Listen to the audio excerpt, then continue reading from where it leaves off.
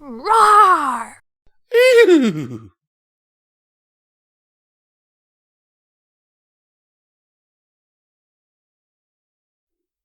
Chapter 17. Departure. Stephen's whole body went numb as his vision faded to blindness. For a few frightening seconds, he remained in the darkness, unsure of what was happening and unable to move. Relief came in form of an oversaturated, softly focused shapes appearing in the darkness.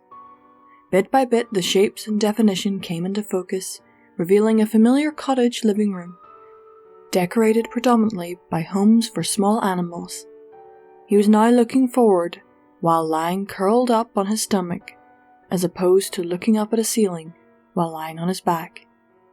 Stephen knew he was no longer in his air-conditioned home when the warmth of the high noon on a late spring day washed over his body. A high-pitched, low-volume shriek brought his attention to his left, where Fluttershy was standing stiff, with wide eyes and erect wings. After a moment, she seemed to register what was happening, and relaxed. Oh, hello, Stephen. You startled me. Oh, sorry about that. Are you alright? Stephen asked. I'm alright. I just get a little scared when some pony appears from nowhere like that. She said, moving some of her long mane out of her face. I could imagine I'd feel the same way. Stephen climbed down from the couch, minding his left hind leg, setting it down last and slowly. A small sting emanated from the ankle, but it was barely noticeable compared to the Sunday night when he acquired the injury. Minding the leg seemed to garner Fluttershy's attention. How does your leg feel?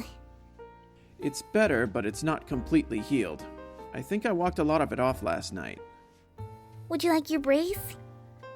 Stephen lifted the hoof up and set it back down, noting the light, prickling sensation upon contact with the floor. Some extra support wouldn't hurt. Then relax and I'll get it for you. Fluttershy made her way to the other side of the room. This will only take a moment.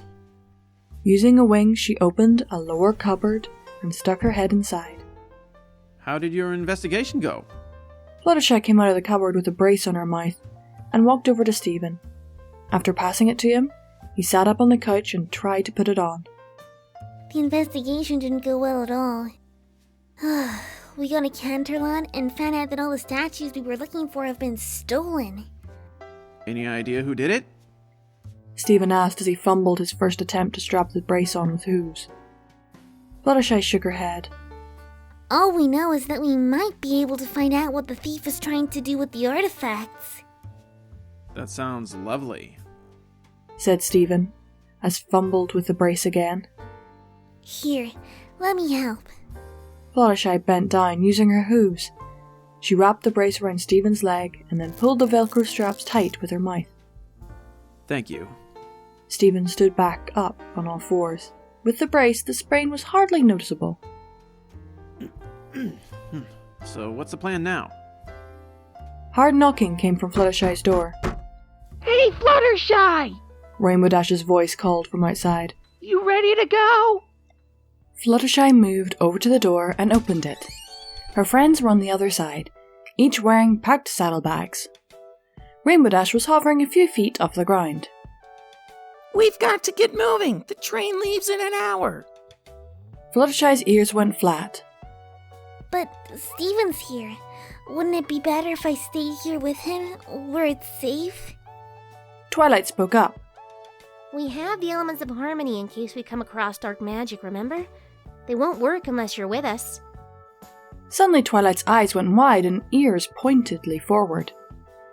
Wait a second, did you say Stephen is here? Fluttershy nodded and stepped to the side, letting the other ponies into the cottage. Stephen, where have you been? Stephen, who had been walking towards the door, stopped when Twilight posed the question. His eyes lowered and he took a deep breath, realizing the story was too long and the wound still fresh. It's probably best if I don't talk about it, but I'm here now because of it. Wait, I'm confused. I thought you could only be here if you fell asleep in your world. said Applejack. But it's the middle of the day. Are y'all alright? What happened? Hoping to get off the topic quickly, Stephen gave the simplest answer he could think of. I consented to the Spirit Traveler spell. Stephen resumed his path to the door. He stopped at the doorway and raised his head to look back at them. You said we're going soon, right? Everyone filed out of Fluttershy's cottage after Stephen. Twilight picked up her pace until she was trotting by his side. I'll explain everything along the way, she said before turning to the rest of the group. I'll need all of you to go ahead of me to the train station and get the tickets. I'll meet up with you after I get Stephen to the library, like we originally planned. Actually, said Stephen. I want to come with you. The whole group halted and took a moment to absorb what he had just said. Weren't you worried about getting hurt a couple days ago? Stephen turned around to face them. I am, he retorted. But now I just want to find whoever's doing this so I can get them to reverse it. The sooner, the better. Which will be easier if I'm with you. So, which way are we going? Rarity pointed west. Rainbow Dash shrugged and flapped off in the direction while Rarity, Fluttershy and Twilight trotted after her. Stephen attempted to follow them but found his path blocked by one of Applejack's front legs. I don't think this is a good idea, you coming along with us, he stated bluntly with a pitch of worry in her voice. Why is that? No offense, but you ain't exactly the most athletic of ponies, and you don't handle trouble so well. It won't be good for any pony if you're tripping up or turning yeller. Not to worry. Pinky taught me how to be coordinated, and I'll do anything if it means getting my life back to normal. Applejack stared back at him with an expression somewhere between stern and confused. The last time she saw him perform, he didn't keep himself composed or follow instructions very well, and it almost cost her sister. The difference was now Stephen knew about his shortcoming, and could mentally prepare for it, whatever this mission may throw at him. Plus, if he was going to get this ordeal behind him as quickly as possible, he'd have to be determined and willing to take actions he'd never taken before. This time would be different. He would not allow himself to fail again. After a couple of long seconds, her expression softened, and she placed a hoof over Stephen's shoulder. Alright, I see where you're coming from. I promise we can get this fixed up for you, so I just want to make sure you really want to come with us this time. Stephen nodded. Like I said, I'll be fine. With that, Applejack set her leg back on the ground, and they started walking towards the group. Pinky appeared next to Stephen and bounced along his side. I think it's a great idea! She said with excitement. Having one extra friend to travel with just makes it even more fun! Plus, it's another set of eyes to watch out for each other's backs when we're on super secret spy missions! Oh, and the train doesn't stop very often the further west we go, so make sure you use your little filly's room before we leave. Or in your case, it'd be the little colt's room, wouldn't it? That wouldn't be good if you made that mistake. Did I ever tell you about the time I made that mistake? Pinky continued to rant as they made their way to the train station. Listening to her and watching her antics allowed Stephen to get his mind off his problems for a moment. Pinky was finishing up her story when they arrived at a small wooden building with a colourful locomotive docked on the tracks outside. So after I convinced Scootaloo that her scooter would make a good hang glider, she put the signs on the back doors. You should have seen how red Big Mac was. Of course he was always red, but still. Rarity grabbed Pinky's attention by tapping her on the shoulder. After passing Pinky and Stephen their tickets, they boarded the train. The first thing that Stephen noticed was the cars had been furnished with bunk beds and outfitted with beige blankets and navy blue curtains. Was this world trying to mock him? Each of the 7 ponies found a spot they were comfortable with and unloaded their saddlebags just before a bluish-grey pony with a handlebar moustache, monocle and conductor's uniform came through the car. A couple of minutes after punching their tickets, the whistle blew and the train began to move. Stephen opted for the bottom bunk near the back of the car so he could watch the scenery go by while attempting to nap. But no matter how hard he tried, he couldn't get the events of the last 20 hours and their implications on what his future held off in his mind. The occasional bits and pieces of others' conversations sneaking into his ears provided momentarily relief from the grim predictions that plagued his thoughts. Regardless, he continued his attempts to ignore them and to clear his mind so he could rest. Hey, Steven! Rainbow called out with her head lowered from the top bunk. Want to play some card games?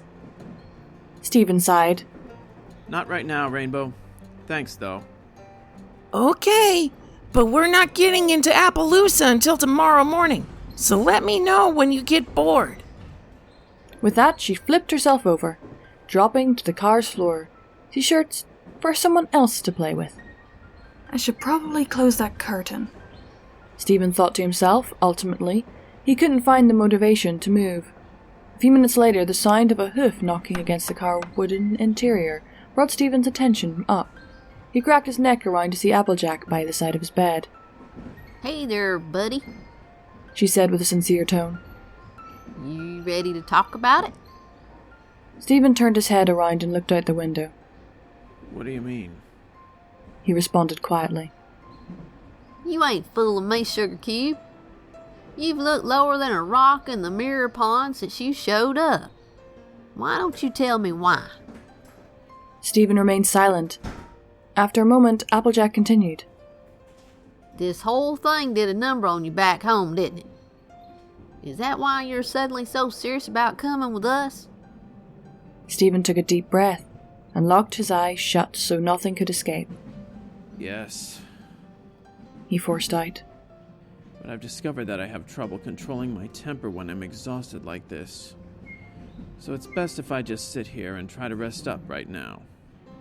Well, when you're ready to talk, I'll be around. I'll keep that in mind. Thank you. There anything you want in the meantime? If you'd close my curtain, that'd be great. Alright, just be sure to rest up now, you hear? The sound of the metal curtain rings sliding across the wooden bar was a slight relief to Steven. He might be able to pull himself back together if he's left alone for a couple more hours. Ugh! Steven yelped in surprise as Pinky burst through the curtains with a noisemaker in her mouth. Steven would have been startled to his feet if the bottom of the top bunk didn't harshly stop his head and neck from straightening up. Oh, Stefan is our best friend and we love him very much. Pinky sang. The dizzied Steven dropped himself back to the bed to keep him from falling off it. So it really always makes me sad to see him in the dumps.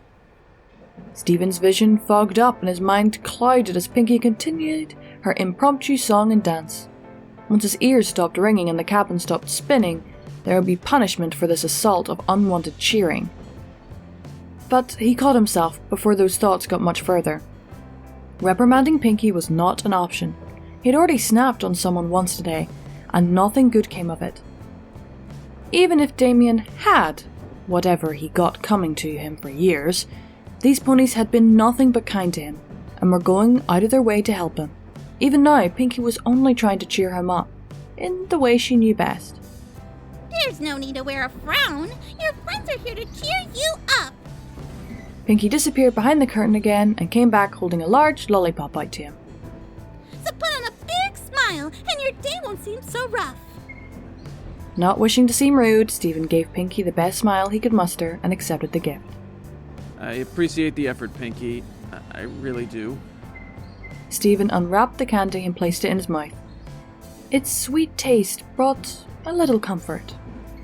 Is it working? She asked. Steven gave a slight nod before pulling out the lollipop. You don't need to worry about me. But helping my friends feel better is what I do best.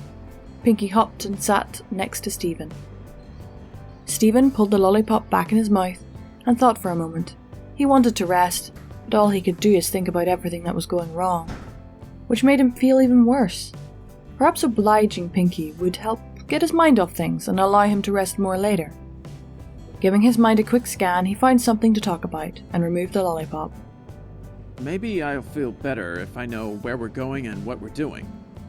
Fluttershy says you weren't able to find anything new about my situation.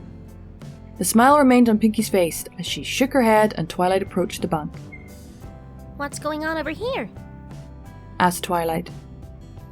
Stefan wants to know what our plans for the trip are. Said Pinky. Oh, yes. We haven't had a chance to tell you yet, have we? Twilight asked. All I've heard is that the other statues you wanted to see were stolen as well. Stephen said. It's all very strange. The only clue we had was the thief's calling card. He stole the artifacts by taking off the museum ceilings and then remodeling them with improvements and artwork of the princesses. We also found out that each of the artifacts were under protective spells, so they couldn't be moved. We asked Princess Celestia if she knew of anyone who could be strong enough to do that, but all she could do was guess at the culprit's plan. She didn't know who might be behind it. So why are we on this train? Stephen asked, taking a lick of his candy. I'll show you. Twilight's horn lit up. A scroll hovered out of her saddlebags from across the car and floated over to them. After setting it on the bed, Twilight unravelled it, revealing a map with an X marked in a southwestern corner and instructions written on the sides. Princess Celestia is sending us to an equestrian settlement called Appaloosa. From there, we're looking for a small step pyramid around where this mark is. Twilight pointed to the mark, which was in a section of the map marked as a desert. Inside the pyramid is a golden key on a shrine. If the princess's guess is correct, the thief will try to take it, and then she'll know exactly what he's planning to do. Our job is to catch him and keep him from getting that key. Back up for a second. Said Stephen. If whoever we're dealing with is really that strong, how exactly do you plan on catching him? Princess Celestia said we might be able to do it if we catch him by surprise. I've been reading up on strategies that might help us do just that. Where do I come in on this thief's scheme? I'm not actually sure. Said Twilight. The princess asked what type of pony you were. I told her you're an earth pony and she seemed worried. She didn't say why, but she did say that if this key is stolen, then Equestria might be in danger. Earth pony meaning that I don't have a horn or wings, right? Said Stephen. Twilight nodded in response. And whoever this is wants me for their diabolical plan? Stephen could almost feel his blood temperature rise. He stuck his lollipop back in his mouth and let the sweet taste work together with some deep breaths to stop himself from reigniting this "why me" rant from Sunday. But what if they managed to catch the culprit? As a prisoner, he wouldn't be able to go forward with his plan anymore. There'd be no point in keeping Stephen under a spell, so there'd be no reason to not reverse it. Now that he was with the group, a lot of time could be cut out between when the thief was captured and when Stephen gets to meet whoever this is that cursed him. Granted, that ideal situation might be a stretch, but Stephen preferred to hang on to that rather than feel hopeless. I like this plan. Stephen stated through the candy in his mouth. He took it out to ask, How long until it comes to fruition? We'll be arriving in Appaloosa early in the morning, and we'll be heading for the pyramid in the afternoon. Said Twilight. We'll need to stock up on provisions because Celestia told us to guard the shrine for 3 days. That time frame took Stephen by surprise. 3 days? He blurted out. The princess thinks that if the thief is after the key, they'll try to grab it by then if they haven't already. If they haven't taken it already? Stephen asked with a raised eyebrow. What if we get there and the key we're supposed to protect is gone? What if they manage to take it from us anyway? My instructions say to come back to Canterlot right away if the key is lost. So, what do we do in a pyramid for 3 days? Pinky sprung up on her feet, keeping her head low as to not smash it on the top bunk, like Stephen did earlier. I brought lots of games and supplies! Pinky beamed as she hopped down from the bed to give Twilight an excited hug. It'll be like an extra long sleepover party! Rainbow Dash zipped up to Twilight's side. She eyed Stephen with a wary grin. That is, once we get through all the dungeons and booby traps that are waiting for us. Fluttershy's ears perked up and she turned herself round on the bunk opposite to Stephen to face the group. Do you really think there'll be dungeons and booby traps? She asked with her usual meek tone and nervous expression. Tons of them! Rainbow cheered, causing Fluttershy's ears to go flat. It'll be just like Daring Do and the quest for the Sapphire Stones, and it'll be awesome! Twilight gave a roll of her eyes, which tipped off Stephen to think that Rainbow's theory didn't hold much water. However, it didn't help Fluttershy, who was practically quaking from anxiety. But don't worry, Rainbow continued, throwing a foreleg over Fluttershy's shoulders. I'll make sure we're safe. Don't you think I could just wait outside and keep watch? Fluttershy asked. So the thief can know that the key is guarded and pick you off first? Rainbow asked with a chuckle. Fluttershy responded by shrinking back into her bunk. Rarity appeared from the bunk on the left. Not to worry, Fluttershy. She consoled. I doubt it would be so dangerous without a warning from the princess. Fluttershy seemed to relax a little bit with this sentiment. Although, if I were to join Rainbow's fantasizing, I can't wait to see what the shrine looks like. I bet it will be done with gold and jewels, just like Canterlot Tower. Stephen drifted away from the conversation as the others continued.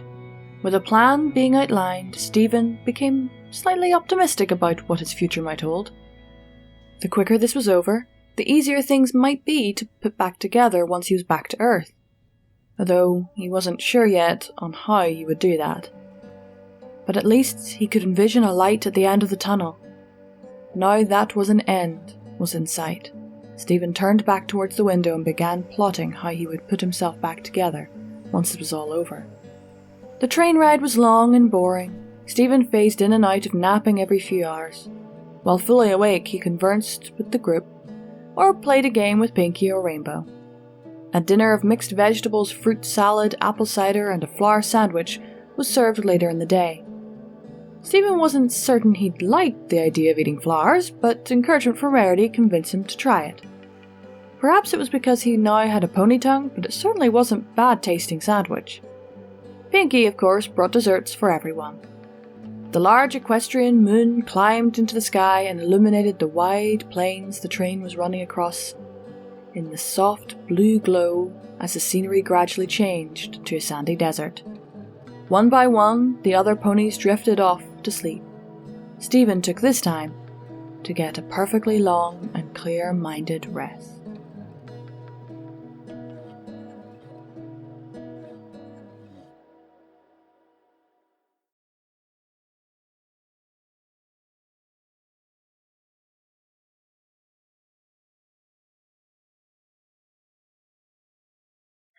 And a howling thank you to my Patreons.